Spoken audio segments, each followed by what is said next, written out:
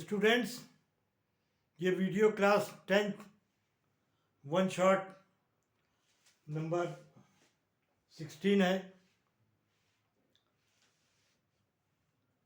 इसमें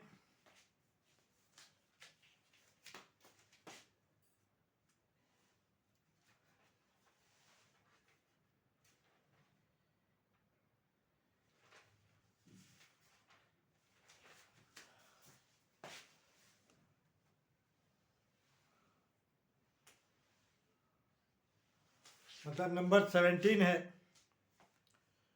इसमें height and distance का सवाल है। हाइट एंड डिस्टेंस के सवाल में दिया है कि एंगल ऑफ एलिवेशन और एक टावर है यहाँ पर। ये टावर है ए बी क्या है? टावर है और इसकी लाइन ऑफ साइट जो है ये है और इसकी हॉरिजॉन्टल लाइन। तो ये कह रहा है कि डिस्टेंस 120 मीटर है from top of the tower at distance of 120 from its foot. उसके पैरों से जहां से वो देख रहा है, यहां पर मैन खड़ा हुआ है, जहां से देख रहा है तो उसकी डिस्टेंस जो 120 मीटर है,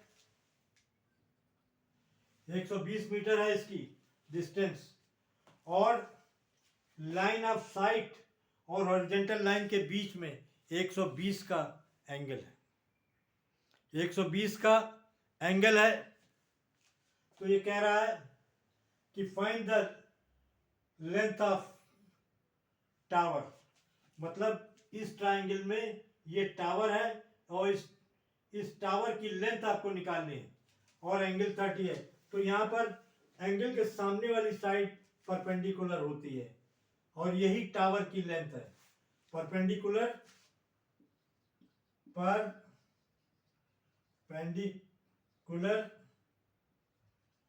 ही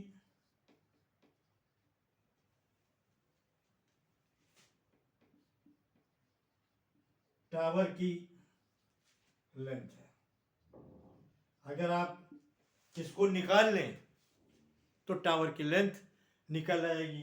और आपको मालूम है कि परपेंडिकुलर और बेस के बीच जो रिलेशन होता है वो 10 में होता है या कॉट में होता है। यहाँ पर आप 10 ले सकते हैं। 10 थीटा बराबर perpendicular upon base. Perpendicular upon base यहाँ पर आप जो है रखेंगे 1030 परपेंडिकुलर ये है और बेस 120 है।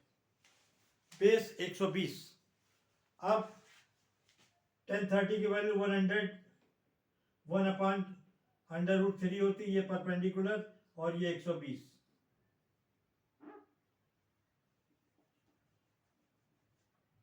ये 120।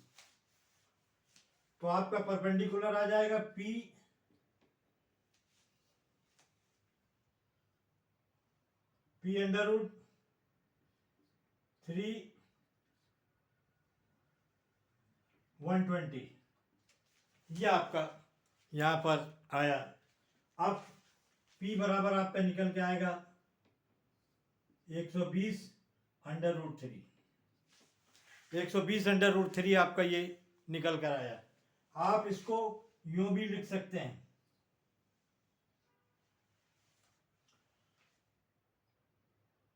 340/√3। आप ये लिख सकते हैं और इसको √3 को और भी तोड़ सकते हैं आप। 3 को √3 और 40। एक √3 जो है आपका